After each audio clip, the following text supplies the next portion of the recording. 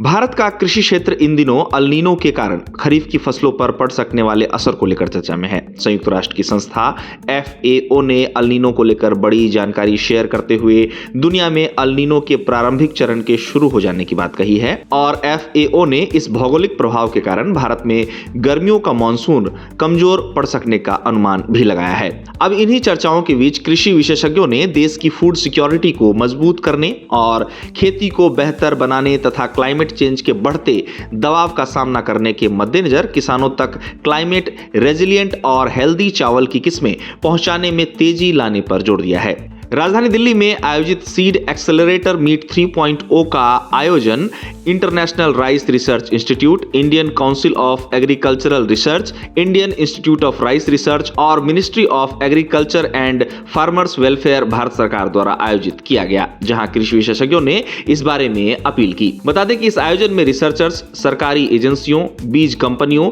Extension partners और किसान संगठनों ने भाग लिया। आपको बता दें कि ICAR और IRRI कोलैबोरेटिव फ्रेमवर्क और वन राइस ब्रीडिंग नेटवर्क के तहत सीड एक्सेलरेटर नेटवर्क को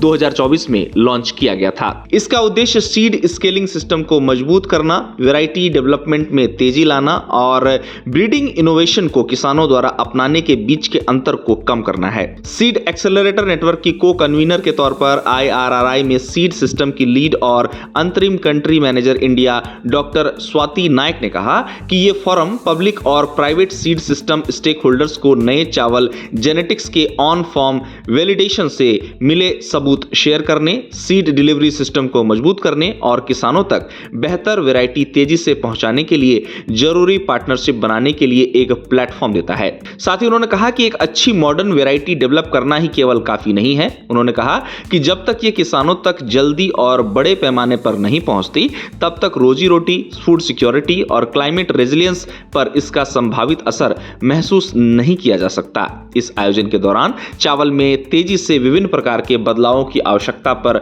बात करते हुए ICAR में उप महानिदेशक डॉक्टर DK यादव ने जोर दिया कि उत्पादकता, लचीलापन और राष्ट्रीय खाद्य सुरक्षा बढ़ाने के लिए बेहतर किस्मों को तेजी से अपनाना महत्वपूर्ण है। वहीं ICAR IIRR के प्रिंसिपल साइंटिस्ट और SAN 2026 के को कन्वीनर साईं प्रसाद ने नई वैरायटी लाते समय किसानों की पसंद को समझने की अहमियत पर जोर दिया। उन्होंने इस बात को कहा कि वैरायटी बदलना तब सफल होता है जब किसानों को साफ लाभ दिखता है और उनकी जरूरतों को पूरा करने में बीज सक्षम हो। आपको बता दें कि उन्होंने इसे अपनाने में तेजी लाने में किसान केंद्रित तरीकों की भूमिका पर जोर दिया। इस तरह इस आयोजन में चावल की ब्रीडिंग की सफलता को आखिरकार किसानों के अपनाने और उसके असर से मापे जाने पर जोर दिया गया। कृषि विशेषज्ञों ने कहा कि सीड एक्सेलरेटर नेटवर्क यानी SAN बेहतर वैरायटी को तेजी से बढ़ाने के लिए ब्रीडर और बीज लगाने वालों के बीच एक पुल बना रहा है। बता दें कि ये मीटिंग बीज सेक्टर में